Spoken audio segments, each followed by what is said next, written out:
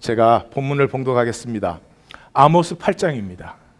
아모스 8장 11절로 14절 제가 봉독하겠습니다. 주 여호와의 말씀이니라. 보라, 날이 이를지라. 내가 기근을 땅에 보내리니 양식이 없어 주림이 아니며 물이 없어 갈함이 아니요 여호와의 말씀을 듣지 못한 기갈이라. 사람이 이 바다에서 저 바다까지 북쪽에서 동쪽까지 비틀거리며 여호와의 말씀을 구하려고 돌아다녀도 얻지 못하리니 그날에 아름다운 처녀와 젊은 남자가 다 갈아여 쓰러지리라. 사마리아에 죄된 우상을 두고 맹세하여 이르기를 다나 내 신들이 살아있음을 두고 맹세하노라 하거나 브엘세바가 위하는 것이 살아있음을 두고 맹세하노라 하는 사람은 엎드러지고 다시 일어나지 못하리라. 아멘. 이 시간에는 우리 이성재 성도님과 허정한 성도님 나눔이 있겠습니다. 안녕하세요. 하나님교회 이성재 성도입니다. 교회 본질 회복 세미나를 통해서 생각해 보았던 주제들 중 하나인 성례에 대해서 나누는 시간을 갖겠습니다. 제일 먼저 사도 공동체의 세례와 현재 우리가 하고 있는 세례의 모습을 비교해 보겠습니다. 사도 공동체의 세례의 모습을 사도행전 8장을 통해 살펴볼 수 있습니다. 빌립이 사마리아 성에 내려가 그리스도를 전파할 때 복음의 말씀을 믿는 모든 이들에게 세례를 주는 모습을 볼 수 있습니다. 사도행전 8장 12절에는 빌립이 하나님 나라와 및 예수 그리스도의 이름에 관하여 전도함을 그들이 믿고 남녀가 다 세례를 받으니 라고 말하고 있습니다. 남자, 여자, 직업, 태생에 상관없이 먼저 믿은 자 빌립이 아무런 조건 없이 예수 그리스도로 믿음을 고백하는 이들에게 세례를 주었습니다. 그럼 지금 우리가 하고 있는 세례는 어떤 모습인지 살펴보겠습니다. 먼저 현재 교회 안에서 이루어지는 세례는 전문 성직자만이 할 수 있는 일이 되었습니다. 이러한 분리는 2세기 초에 이미 들어왔다고 합니다. 세례 전 학습과 금식과 기도를 강조하고 젊은 회심자들은 3년을 기다리게 했다고 합니다. 이런 관습들은 아직까지 이어져 세례를 받기 전에 성경 공부, 훈련 등 지식적인 준비 과정을 마쳐야만 세례를 받을 수 있게 되었습니다. 사도 공동체의 세례와 현대 교회의 세례의 가장 큰 다른 점은 가슴의 고백을 통한 세례와 지식을 통한 세례라고 나누어 볼 수 있습니다. 사도 공동체의 세례와 같이 세례를 주고받는 이들에게 가장 중요한 것은 예수 그리스도의 지식을 전하고 확인하는 게 아닌 자기가 만난 복음을 가슴과 가슴이 그대로 전하는 것이라고 생각합니다. 또한 그것이 교회의 본질 회복을 위해 우리가 기억해야 할 것입니다. 다음은 주의 만찬에 대해서 생각해 보는 시간을 갖겠습니다. 주의 만찬은 주님께서 명하신 같이 먹는 저녁, 영적 가족에 함께 먹는 시간입니다. 고린도전서 11장 26절 너희가 이 떡을 먹으며 이 잔을 마실 때마다 주의 죽으심을 그가 오실 때까지 전하는 것이니라 의 말씀을 통해 주의 만찬은 또 다른 복음의 고백의 시간임을 알 수 있습니다. 또 요한복음 6장 35절 예수께서 이르시되 나는 생명의 떡이니 내게 오는 자는 결코 줄이지 아니할 터이요 나를 믿는 자는 영원히 목마르지 아니하리라 는 말씀을 통해 하나님이 허락하신 영적 잔치의 시간이기도 함을 알 수 있습니다. 우리의 식사 시간이 식구들과 편안한 마음으로 함께하는 시간인 것 같이 주님의 만찬도 머리의 시간이 아닌 마음과 마음이 만나는 시간인 것입니다. 이런 모습이 가장 잘 표현된 영화 지붕 위의 바이올린 영화가 있습니다. 보신 분들도 계시겠지만 그 영화 속 주인공 가족의 식사 모습은 우리에게 식사 시간을 통해 뿔뿔이 흩어졌던 식구들이 하나 되어 어우러지는 모습을 보여주고 있습니다. 영화 속 한 장면은 분주한 삶 속에서 안식일 저녁 식사를 위해 함께 모인 가족의 모습을 보여주고 있는데 그 장면 속에서 식사 시간만큼은 더 이상 술주정뱅이 농사꾼이 아닌 아버지, 잔소리꾼 아내가 아닌 어머니, 말썽꾸러기 사춘기 아이들이 아닌 딸들의 모습을 볼 수 있습니다. 식탁의 양쪽 머리에 서서 어머니 아버지가 주고받는 기도와 찬양의 내용은 이렇습니다. 하나님의 보호하심과 인도를 기원합니다.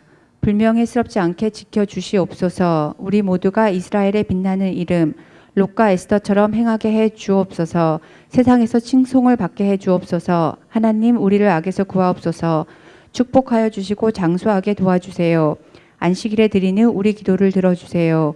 우리의 딸들이 좋은 어머니가 되고 훌륭한 부인이 되도록 도와주시고 돌볼 남편들을 보내두옵소서. 고통이 없게 보호해 주시고 은혜를 내려 주시옵소서. 이들의 노래를 통해 하나님의 향한 경외심과 인간의 죄악성과 존엄성을 인정하는 그들의 모습을 볼 수 있습니다. 이제 현재 교도의 성찬을 살펴보면 거룩한 의식의 시간으로서 전문 성직자가 행하는 예배의 엄숙한 행위로 변한 것을 볼 수 있습니다.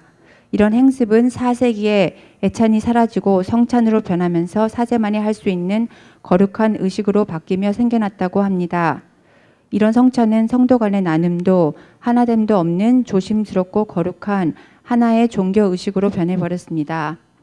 마감하자면 성찬이 주의 만찬으로 다시 불리어지는 것처럼 주의 만찬에 참여하는 성도님들 한 분 한 분께 신앙의 고백이 삶의 고백이 되고 그래서 우리의 삶 자체가 함께 나누어지는 시간이 되길 소망합니다. 더불어 영적 가족과 그리고 하나님과 하나됨을 느끼시는 시간이 되길 또한 소망합니다.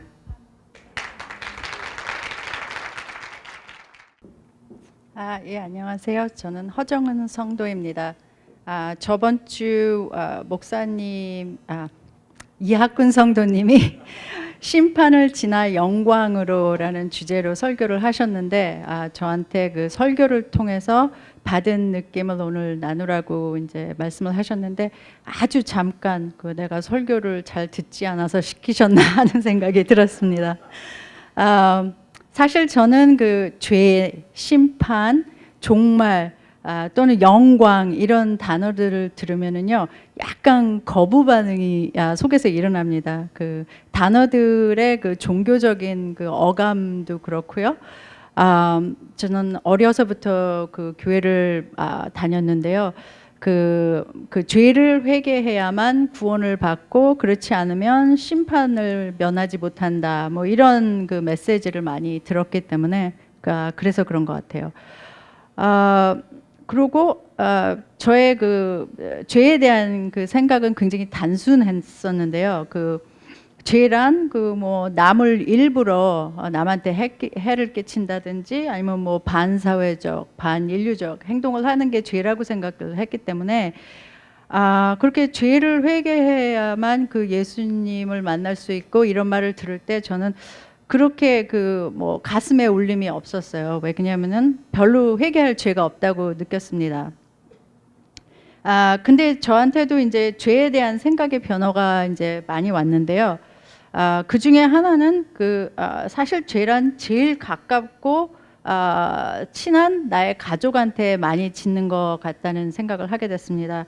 그 친하다는 이유로 그 내 아들이나 내 남편한테 약간의 무시하는 말이나 또 내 생각대로 내 감정대로 행할 때 또 그 존중받아야 할 때 내가 스트레스 받았기 때문에 존중하지 못할 때 이럴 때 많은 죄를 짓고 있구나 그런 생각을 하게 됐습니다.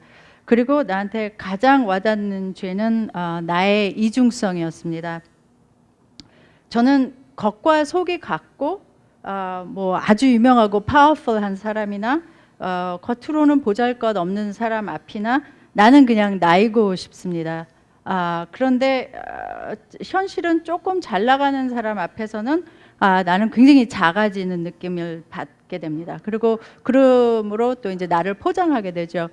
그 회사에서도 그 별것도 아닌 뭐 CEO도 아닌 뭐 한 매니저의 매니저급 되는 사람하고 얘기만 해도 아주 움츠러드는 그런 느낌을 받고 또 반대로 나의 후배 그 동료들하고 얘기할 때는 목소리부터 조금 굵어집니다. 그래서 사실 이런 나를 볼 때 자꾸 이런 나를 볼 때 속으로 실망이 되고 참담함을 많이 느꼈습니다. 내 안엔 항상 정직하고 항상 겸손하고 누구나 평등하게 대할 수 있는 그런 본질이 없는 것 같은 그런 느낌을 받았습니다. 빅토 휴거나 베드로 같은 경우도 아주 힘든 일을 겪으면서 그 어떤 캐럴리스트가 된 일이 있었죠. 베드로는 예수님을 부인하고 빅토 휴거는 딸의 죽음을 통해서 그 과정을 겪어가면서 자기 자신들을 발견하고 하나님의 사랑을 만나잖아요. 근데 저희가 생각할 때는 그렇게 힘든 일을 뭐 한없이 기다릴 수도, 나도 겪어야 된다는 생각으로 한없이 기다릴 수도 없고 또 기다려지는 일도 아니죠, 사실. 근데 고맙게도 이제 목사님, 이학근 성도님 설교 끝부분에서 이제 정리와 적용해서 하신 말씀이 우리는 예배에서 심판을 받아야 된다, 그렇게 말씀하셨습니다. 제 생각도 그 매 순간 우리는 심판의 과정을 겪고 있는 것 같아요. 그 한순간 우리가 살아가면서 선택할 때 그 흰 거짓말을 함으로써 좀 편하게 피할 수 있는 상황도 굳이 이제 진실을 말하고 또 조금 더 이익되는 일이 있어도 내 프린시플하고 맞지 않을 때 그거를 포기하고 좀 손해되더라도 나의 그 진실과 맞는 그런 선택을 하고 또 내가 내 이중성을 느꼈을 때, 발견했을 때 그 자리에서 회개하고 그런 것이 매일 그 우리가 심판을 받는 과정이라고 생각합니다. 감사합니다. 역시 정언이란 이름은 잘하는 것 같아요, 뭐든지. 우리 두 분 다 너무 잘 나누어 주시고, 이성재 성도님 그 성례 요약은 제가 강의했던 것보다 더 잘하신 것 같아요. 정말 우리 나눔이 자리가 잡히는 것 같아서 감사합니다. 오늘 아모스 8장 말씀은 Why so much violence? 왜 이렇게 폭력이 많은가? 왜 이렇게 삶은 잔인한가? 하는 질문으로 시작을 하겠습니다. 어릴 때로부터 우리는 이렇게 너무 폭력받고 억눌렸기 때문에 어쩌면 삶에서 잘 못 느끼게 되었는지 모르겠지만 우리의 삶에는 폭력이 난무합니다. 사실 생명은 참 존귀하고 아름답게 용납받을 만한 가치와 권리가 있습니다. 그런데 이 세상에서 그런 대접을 받는 경우는 극히 드물고, 또 그런 대접을 받고 싶어서 출세도 하고 성공도 하려고 하지만 출세하고 성공했다고 누가 그런 대접을 해주지도 사실은 않습니다. 우리의 삶뿐만 아니라 세계 전체가 사실은 그러합니다. 자연이 참 신비하고 오묘하지 않아요? 그래도 자연의 잔혹하고 냉혹한 면이 얼마나 많은지 말로 다 할 수가 없습니다. 그 다큐멘터리들이 요즘 많이 나오잖아요. 하이에나를 보니까 하이에나는 형제들끼리 어릴 때 약한 놈을 물어서 죽이더라고요. 왜 그런지는 모르겠어요. 집단적으로 사냥을 하니까 도움이 안 돼서 그러는 건지 그냥 그 같은 새끼들끼리 힘이 없거나 약하면 물어서 죽여요. 아프리카의 두루미 종류는 한 3마리 정도, 4마리 정도 이렇게 알에서 부화를 시키는데요. 그 중에 제일 강한 놈이 굉장히 절벽에다가 둥지를 만드는데 다른 형제 자매들을 전부 밀어서 떨어뜨려 버려요. 하나만 살아남아요. 그 어미가 물고 오는 그 먹이를 독점하는 거죠.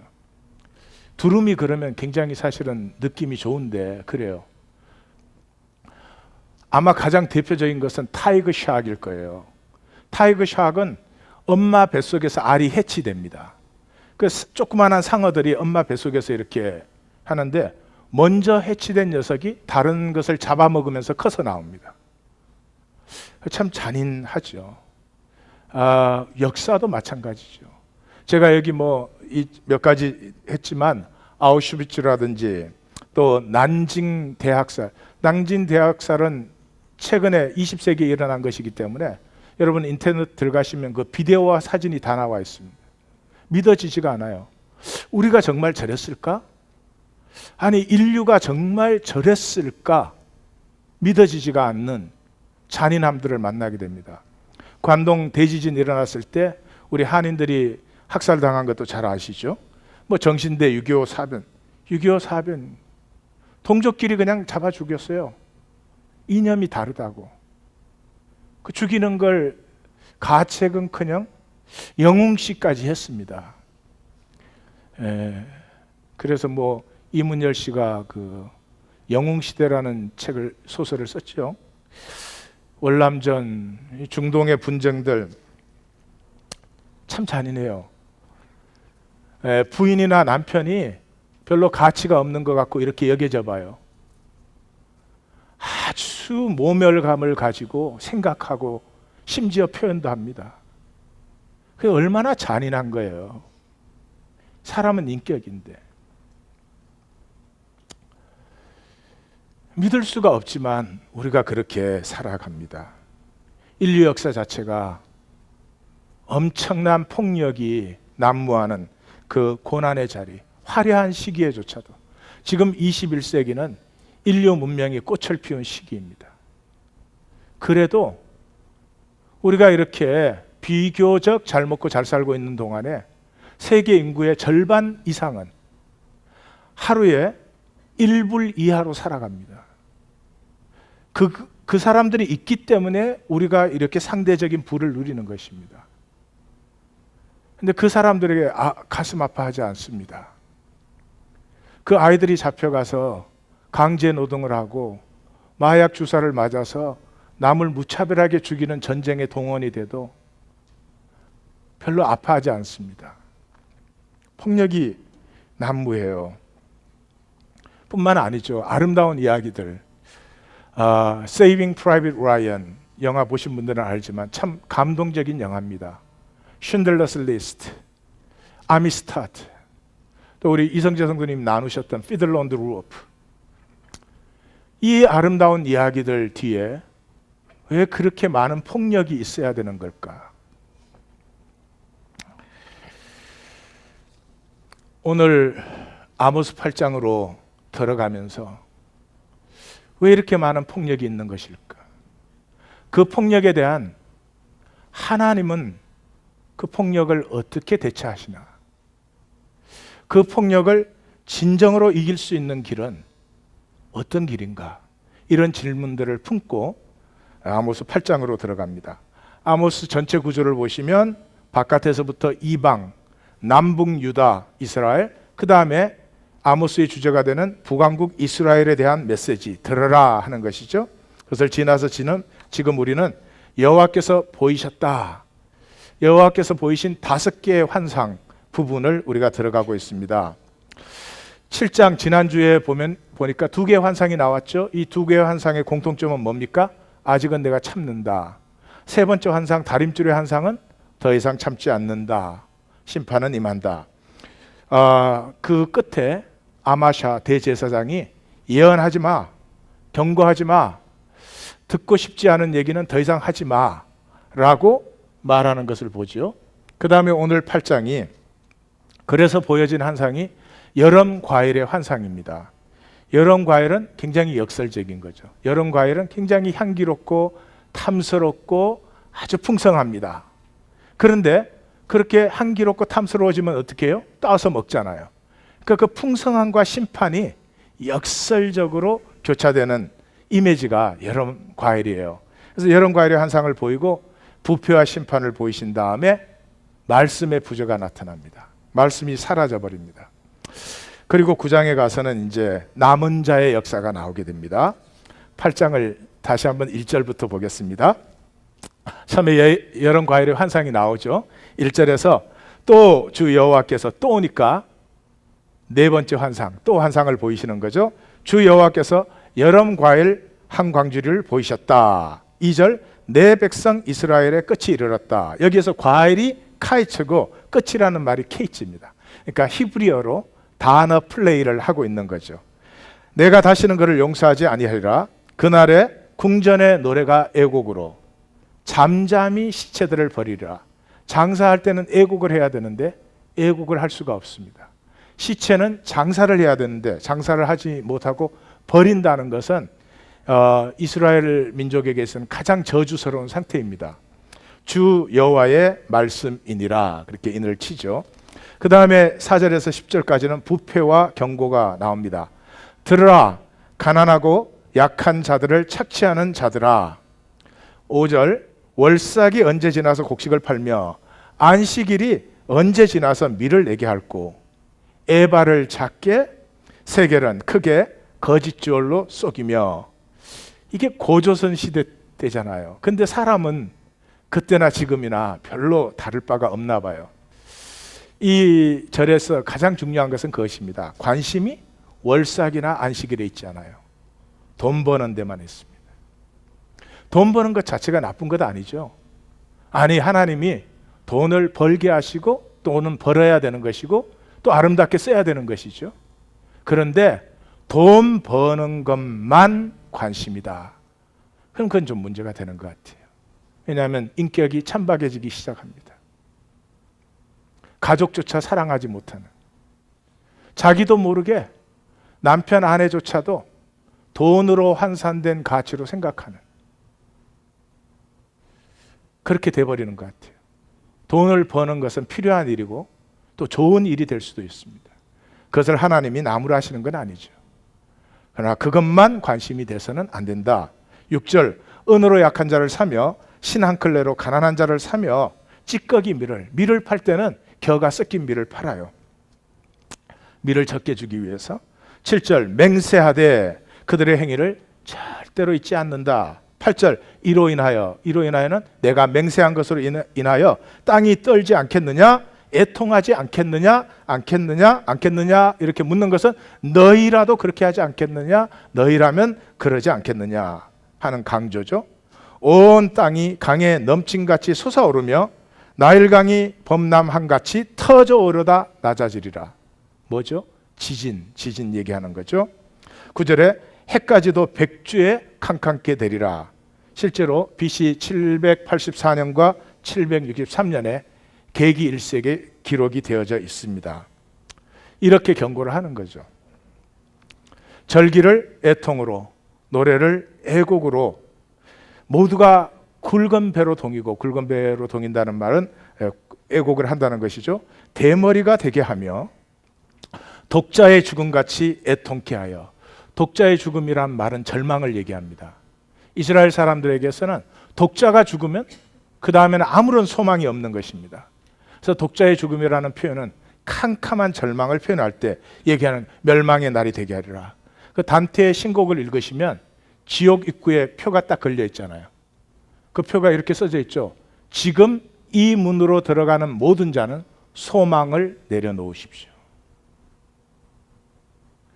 지옥이 뭡니까, 성도님들? 소망이 없는 게 지옥입니다. 소망은 언젠가 돈을 좀 더 벌겠지, 집을 하나 살 수 있겠지, 그런 게 소망 아닙니다. 소망은 생명을 말하는 것입니다. 살아갈수록 내 생명이 새로워지고 있고 아름다워지고 있고, 우리의 겉사람은 후패하지만 우리의 속은 날로 새로워지는, 10년을 살으면 사는 만큼 그 자리에서 보니까 10년 전보다는 내가 조금 더 효자야. 엄마 아버지의 마음을 조금 아는 것 같아요. 10년 전보다는 내가 아내를 이제는 사랑하고 더 용납함이 있어. 10년 전보다는 성도들을 위해서 진실된 기도가 내 안에 있다. 이럴 때 삶은 참된 기쁨이 있는 것입니다. 소망입니다. 현대인은 소망 없는 것 같아요. 오로지 돈인 것 같아요. 오로지 돈이 들기를 바라는 것 같아요. 그러면 사실은 삶은 천국이 아닙니다. 교회를 나오신다고 해도 천국이 될 수가 없습니다. 오늘 읽은 본문 11절에서 14절은 말씀의 메마름 또는 말씀의 부재죠. 주 여호와의 말씀이니라 선포 양식이요.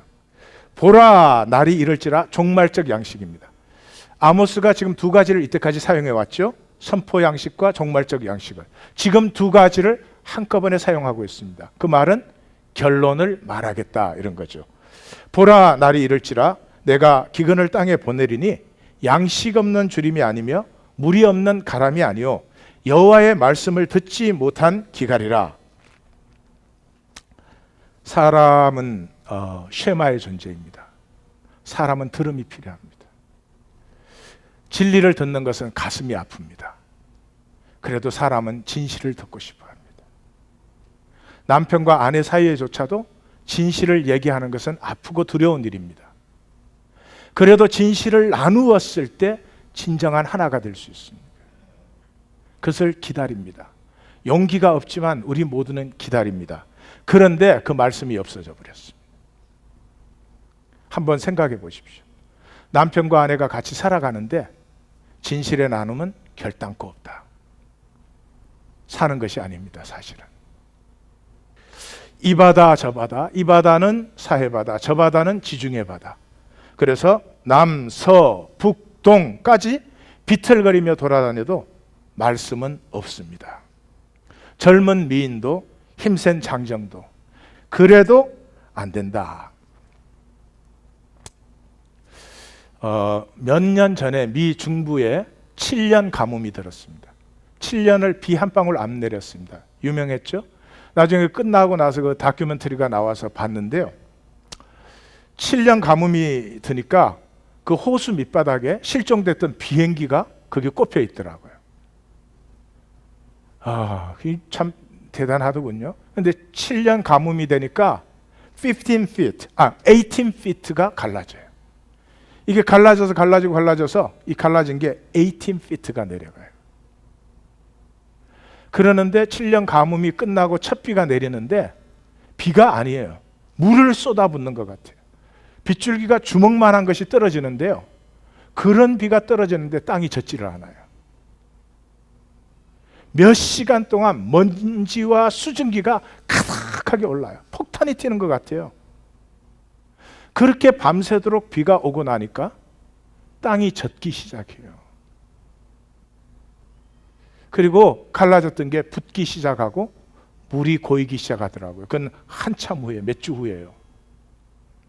근데 그 다큐멘터리를 보면서 제가 인간의 마음은 저거보다 더하지 않을까. 이렇게 오셔서 설교 한번 듣고 예배 드림으로 딱 은혜를 받고 은혜가 고이는 삶이 되면은 얼마나 좋겠습니까? 근데 우리 시대가 그렇지 않은 것 같아요. 기도 한번 세게 하면 은혜가 충만해지고 참 내가 진정으로 살고 싶어하는 가치 있고 아름다운 삶을 한 발자국이라도 뗄 수 있다면 참 좋을 텐데 우리가 아니고 시대가 그렇지 않은 것 같아요. 너무 오래 가뭄이 들었어요. 고린도후서 6장 2절이 그래서 보라 지금은 은혜 받을 만한 때요. 보라 지금은 구원의 날이라고 선포합니다. 그렇습니다. 지금입니다. 14절에 사마리아의 죄된 우상으로 맹세하는 자, 북왕국의 우상으로 맹세하는 자 두 가지 나와요. 단의 신들이나 브엘세바의 도움, 여기 도움이라는 말은 신의 이름입니다. 브엘세바의 도움들로 맹세하는 자는 엎드러지고 다시 일어나지 못하리라. 내용을 요약해 봅니다. 너희의 부와 풍요가 오히려 심판이 되는 것을 보아라. 우리 시대인 것 같아요. 우리 시대가 가지고 있는 이 부와 풍요와 이 역사와 인류의 구원이 되는 것이 아니라 이 인류와 역사에 함께 나누고 함께 살아가기가 만들어지는 것이 아니라 이 부와 풍요가 못 가진 사람들을 더 거칠게 만드는 것 같아요. 테러가 일어나고 폭탄을 달고 그냥 사람들 가운데서 터지고 자기는 소외됐다고 하는 사람들이 이유 없이 아무에게나 총을 갈게 되고 너희의 부와 풍요가 오히려 심판이 되는 것을 보아라. 그 부로 약한 자를 착취함이 복을 이루겠는 것이냐? 그 부의 부패에 취해서 말씀마저 우리의 영혼의 중심에서 말씀마저 사라졌다. 오늘 본문의 교훈을 받는다면 이 땅의 폭력 때문에 우리는 힘이 필요해요. 폭력에서 살 수는 없습니다. 폭력에서 우리를 지키는 힘이 있어야 됩니다. 그러나 인간이 만든 힘이 정말 그 폭력을 지켜줄 수 있을까요? 인간이 만든 힘은 폭력에 무능합니다. 인간이 만든 힘을 한 가지로 말하면 돈입니다. 돈이 있으면 폭력에서 나를 지킬 수 있을 것 같아서 우리가 돈을 그렇게 원합니다. 열심히 벌기도 합니다. 그러나 돈이 지켜주는 폭력은 극히 표피적인 피상적인 폭력들에서 우리를 지켜주지만 정말 우리의 심령에 상처가 되고 우리를 무기력하게 하는 폭력에서 돈은 전혀 무기력합니다. 우리에게 필요한 힘은 어떤 힘일까요? 그래서 한번 보십시다. 성경의 신앙은 참 이상한 신앙입니다. 우리의 신앙의 뿌리는 한 공개 처형에 우리는 뿌리를 두고 있습니다. 이 공개 처형에는 잔인한 폭력이 나오고요, 비속하고 악한 언어들이 나오고요, 노골적인 누드와 비천한 재성이 나옵니다. 근데 우리는 그 자리가 하나님의 영광이 계시된 자리라고 우리가 고백을 하는 것입니다. 그 자리에서 우리의 모습도 드러났습니다. 거대한 조직, 정치, 경제적 그 압제 아래 눌려버린 우리들, 그 폭력의 잔인성에 대해서 대항하지 못하고 눈 감아버린 우리들, 무죄를 외면하는 비겁함, 그런 상황이 되면 힘 있는 쪽에 슬쩍 붙어서 그 힘의 보호를 받으려고 하는 이 거짓된 천박함. 십자가에서 그 공개 처형의 자리에 나아가는 사람은 그 자리에서 하나님을 만나고 나를 만납니다. 어떻게? 예수를 바라봄으로. 그 예수가 누군데요? 그 폭력의 마지막까지 자신이 천명한 자신으로 살았습니다. 굴하지 않았습니다. 이걸 사랑이라고 합니다. 그 사람이 12영도 되는 더 천사를 불러가지고 보복을 한 게 아닙니다. 그 기적적인 능력으로 상황을 반전시킨 것이 아닙니다. 이 폭력적인 세상 속에서 그 폭력이 어떻게 많고 심해도 나는 나로 산다. 나는 누구예요? 아버지의 아들로. 아버지가 나를 이 땅에 보내셔서 이 역사에 나는 지금 자리하고 있다. 그 자기 자신으로 끝까지 꿋꿋했습니다. 바로 그 예수를 통해서 우리는 하나님이 누구신지와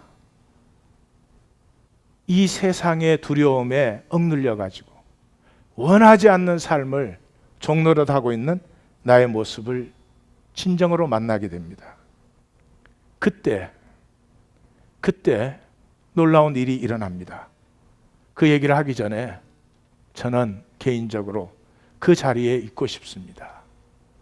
제가 기도하는 기도와 묵상의 시간에 저는 항상 그 자리로 나아가기를 원합니다. 때로는 주님하고 부르기만 해도 내가 그 자리에 있는 것을 느낍니다.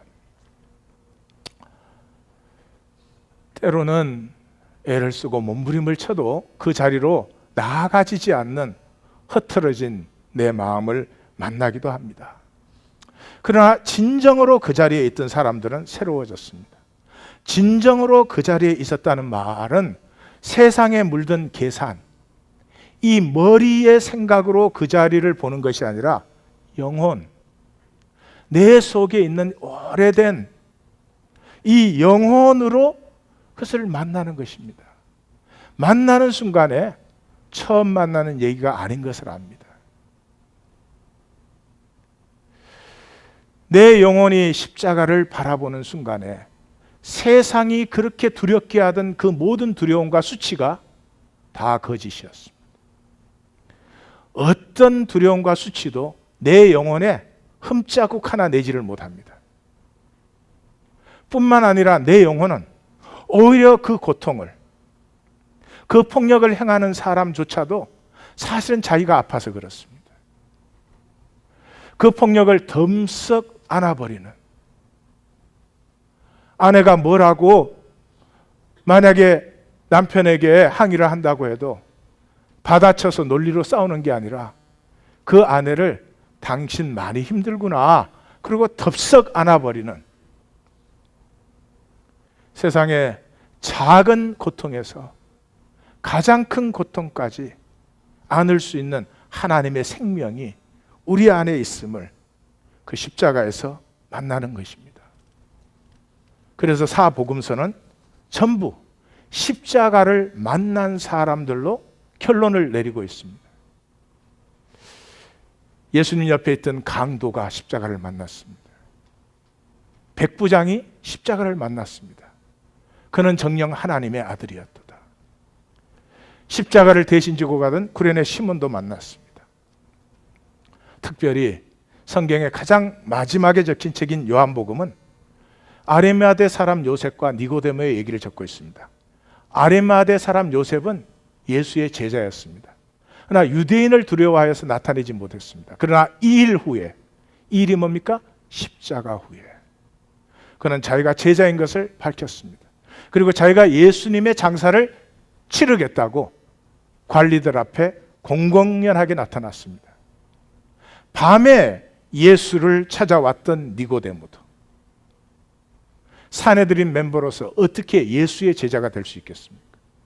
그래서 밤에 찾아왔던 그 니고데모도 십자가를 만난 후에 예수님의 장사를 지내기 위해서 몰약과 치명을 가지고 공적으로 나타났습니다.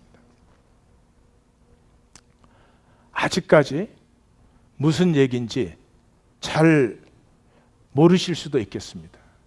그래서 제가 영상을 하나 나누겠는데요. 아미스타드라고 하는 실제로 있었던 일을 영화로 한 것입니다. 시에라 리온이라고 하는 아프리카의 한 지역에서 평화롭게 살던 싱케이는 본명이 아니고 5번째로 잡혔다고 스페니시 말로 싱케이라고 이름이 붙여졌습니다. 잡혀서 쿠바에 있는 노예 시장까지 끌려옵니다. 그 배 안에서 참혹함은 말로 다 할 수가 없습니다. 쿠바에 내려서 다른 곳에서 잡혀온 노예들과 함께 52명이 이 캐리비안에 있는 농장주에게 팔려서 52명을 라 아미스타드라고 하는 배에다 싣고 농장으로 가는 도중에 폭동을 일으켜서 선원들을 죽이고 배를 차지합니다. 자기들은 방향을 모르기 때문에 그 농장주와 또 한 사람, 2사람을 남겨둡니다. 자기들 고향으로 갈 방향을 안내하라고. 근데 그 사람들이 쏘겨가지고 배가 롱아일랜드 연안에 들어왔습니다. 그래서 미 해군에 체포가 되어서 재판에 넘겨졌죠. 그 당시에는 이미 미국과 영국과 스페인은 노예 매매를 잡아다가 파는 것을 불법으로 세 나라가 선언을 했을 때입니다.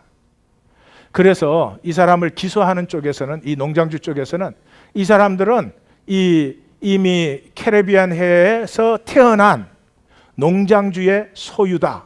그 당시에는 노예를 주인의 소유물로 인정을 해줬습니다, 법적으로. 그래서 우리의 소유물이다. 그렇기 때문에 우리가 이제 다시 찾아가야 된다 그러는 것이고, 이 미국에서 노예시대에 반대하고 그것을 위해서 싸우시던 분들은 이 사람들을 대신해서 변호하기 시작하는데 말을 알아야죠, 이 사람들을. 그러니까 영어를 가르치고 통역을 구하고 뭐 이렇게 합니다. 그러는데 그 법정에서 판사가 이제 판결을 내리는데, 판결을 내리기 전에 하나님 앞에 판사가 기도하러 갑니다. 기도하러 가는 과정에 이 잡혀온 한 친구가 싱케이에게 그 성경을 보여주는 그런 영상이에요. 어쨌든 스토리를 보시면 여기서 판사가 무죄 선언을 합니다. 그리고 고향으로 돌려보내라고 선언을 하는데, 그렇게 되니까 남부의 상원 의원들, 그 다 노예주들이거든요.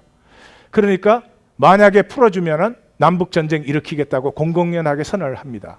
그리고 스페인에서는 국제적인 압력이 들어옵니다. 우리의 재산을 가지고 갔으니까 배랑 노예랑 전부 배상해라. 그러고 들어오고, 그때 대통령이 이제 벤 뷰런 대통령인데, 이 양반이 조금 그런 분이었어요.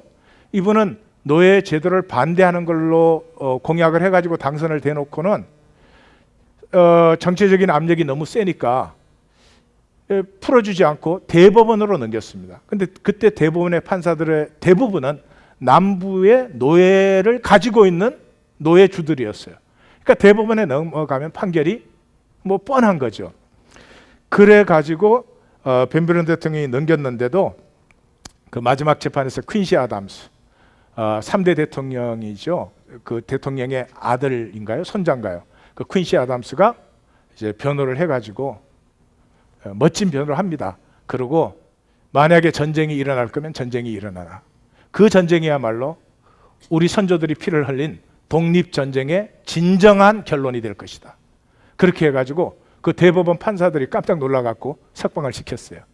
그래서 이 싱케이가 이제 집에 돌아가는데 영화의 마지막을 보시면 3가지 잔상이 이렇게 나옵니다. 하나는 그 대서양에 노예들을 잡아다가 그 모아놓던 그 성을 영국 해군이 폭격을 해서 완전히 없애버립니다. 두 번째는 비겁한 벤 뷰런 대통령이 재선에서 떨어지는 것입니다. 그리고 세 번에는 싱케이가 고향에 돌아갔는데 이 노예로 잡아가는 것 때문에 내전이 일어나가지고 전쟁터가 되어 있는데 아들과 아내는 없어졌습니다. 분명히 또 노예로 잡혀갔을 것입니다. 그렇게 마감되는 영화입니다. 보시겠습니다. Bapie pitonga be pilonina. Ya bemi akipelama. Bi de gulama. Ya koma.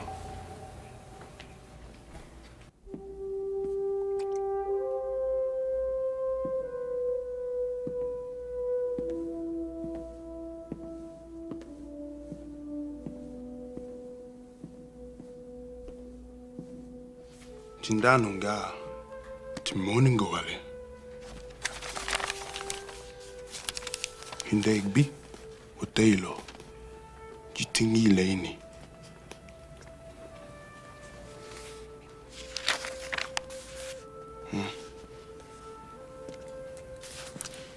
Yemia. Ko. Ke. Follow atogima. Hindagbi.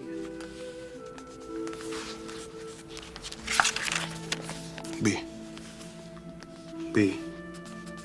Ta jama anunga tabao.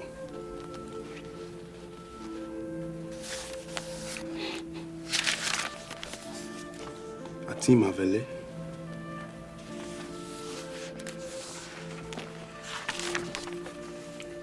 Ta denga vingiwe.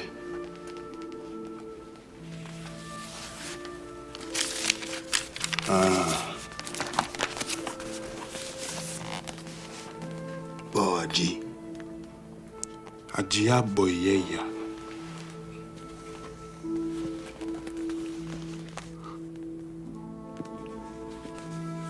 Kehindawya. Tigi huwa demawe. Tigi ili bi.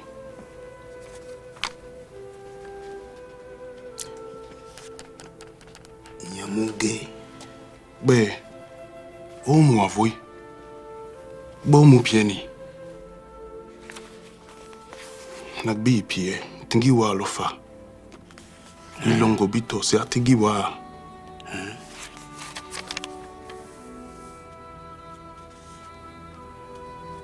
Nyamba, teno aji. Tole, yak boyole.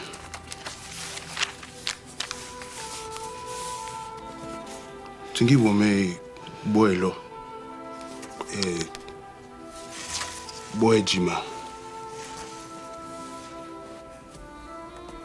Confiteor de omnipotenti, beate Maria sempre Vergine, tiliangie kuihun Beato Michele Arcangelo, tibembe kulehun siamo apie Beato Ioanni Baptiste, tatoa ha Sanctis Che Apostolis, Omnibus boelo Sanctis, et vobis kununga ayama mea culpa, mea maxima culpa, tiepe ideo precor Beatam Mariam semper Virginem, ke ilenga gilego hun Arcangelum, Beatum Ioannem Baptistam, Sanctos Apostolos Petrum et Paulum, omnes sanctos et vos fratres, orare pro me ad Dominum Deum nostrum, confiteor de omnibus, Mimia Beate Maria pia fe alina jibaha Arcangelo, Beato Ioanni Baptiste, Sanctis Apostolos Timua. Petro et Paolo, omnibus Muali sanctis pillo. et vobis fratres, qui peccavi nobis cogitatione.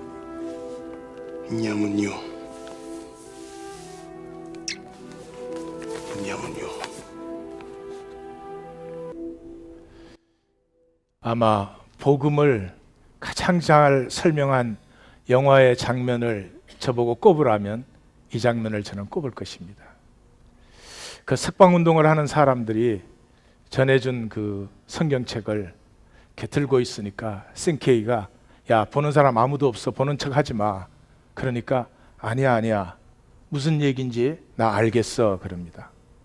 그러면서 하는 말이 우리보다 더 고통당한 사람들이 많이 있어.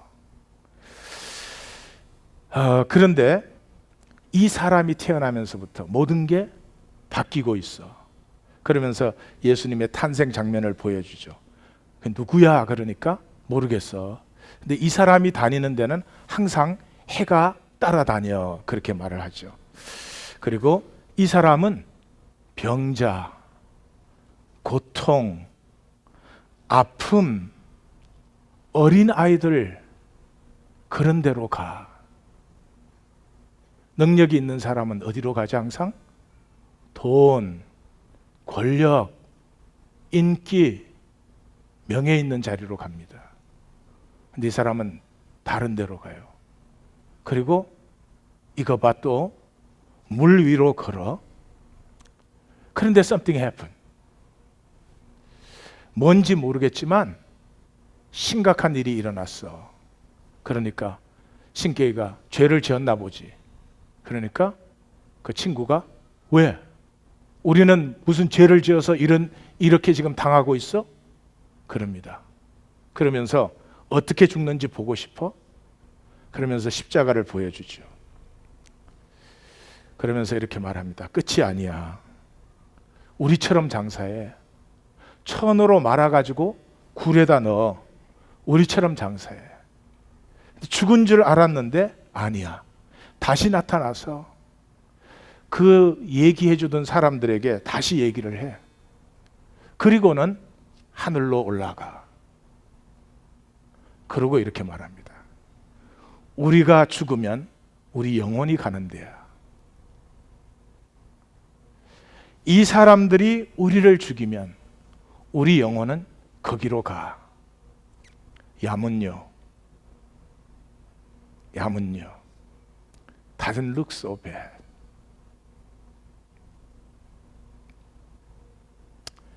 영혼의 구원, 영생의 소망, 없는 신앙, 종교를 넘어서지 못합니다. 이 시대는 불행한 시대입니다. 복음을 머리로 들은 사람들, 머리로 들어버리면 정말 믿기 힘들어집니다. 이해하고 교회 생활도 하고 온갖 것 다 할 수 있지만 진짜로 믿어지지가 않습니다. 좀 저속한 표현을 한다면 미치고 환장할 일입니다. 그것은 머리의 얘기가 아니기 때문입니다. 영혼의 이야기입니다. 어린아이와 같아지면 그 얘기 누가 설명 안 해줘도 알아집니다. 사도 공동체는 복음을 증거하면 그냥 교회가 세워졌습니다.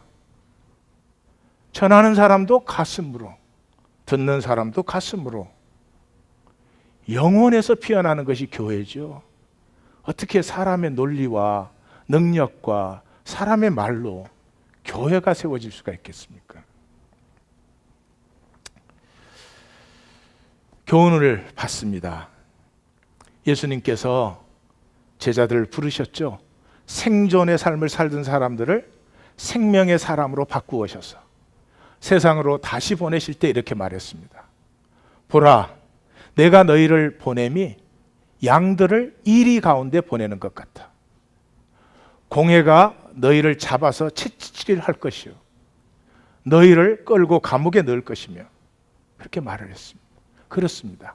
생명이 세상에 태어나는 것은 끔찍한 폭력 속에 생명이 태어납니다. 폭력의 홍수 속에 들어오는 것입니다. 그런데 하나님을 알고 사랑을 알면 두려워할 필요가 없습니다.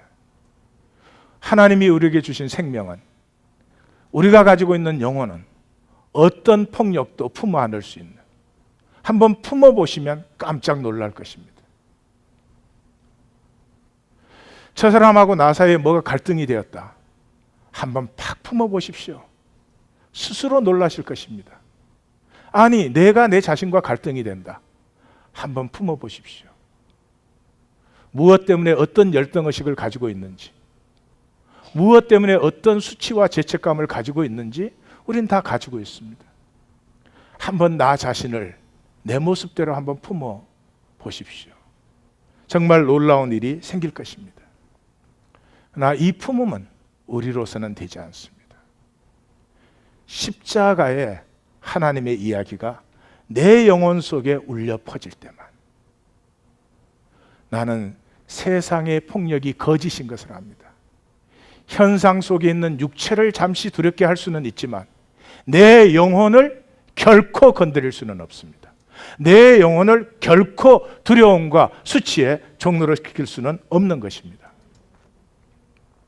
이 세상의 폭력을 능히 이기는 유일한 길은 예수 그리스도의 십자가입니다. 왜냐하면 예수님의 십자가는 폭력이 끝이 아님을, 폭력 이상을 보여주셨습니다. 그래서 성경의 마지막 책인 요한복음은 요한복음이 제일 마지막에 쓰인 책입니다.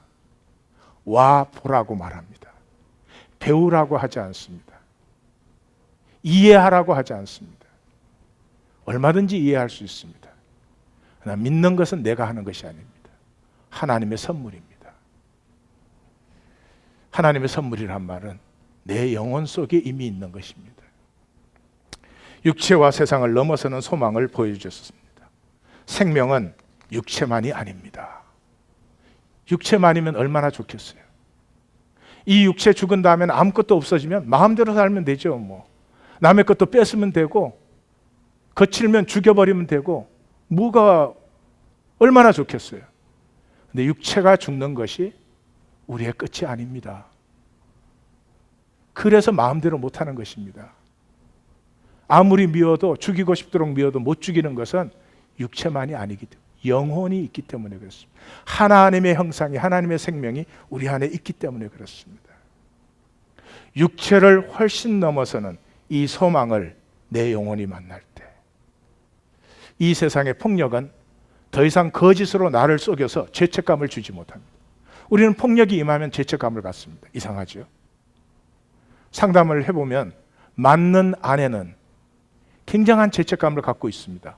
그래서 계속 맞으면서도 거기서 피할 생각을 하지 않는 것입니다. 요즘은 남편으로 바꿔야 되나요? 왜 그런 줄 아세요? 폭력이 임하면 죄책감을 갖습니다. 성경도 보여주잖아요. 이 사람이 맹인으로 난 것이 자기의 죄 때문입니까? 부모의 죄 때문입니까? 우리 뭐가 잘못되면 something gotta be wrong. 뭔가가 잘못되었기 때문에, 뭔가가 부족하기 때문에 이런 일이 일어났다고 생각합니다. 그러나 영혼의 자유가 일어나면은 폭력이 임할 때가 생명을 피워낼 때입니다. 아픔이, 고난이 다가올 때가 이 고난 속에서 내 생명은 또 한 번 장성하는 것을 발견하게 됩니다. 그리고 그 힘이 이미 예수 그리스도의 이름으로 내 안에 있는 것을 발견합니다. 고난, 폭력 그러면 사도 바울에게 당할 자가 없습니다. 엄청난 폭력 아래의 삶이었습니다. 그런 사도 바울이 사람이 감당할 시험, 폭력밖에는 너희에게 당한 것이 없다. 오직 하나님 미쁘사 너희가 감당하지 못할 시험 당함을, 감당하지 못하는 폭력 아픔을 절대로 허락하지 않는다. 너희가 그런 일을 당할 때 이미 너희 안에 그것을 넉넉히 피하고 이겨낼 지혜와 능력이 너희 안에 있고 너희로 능히 감당하게 하신다.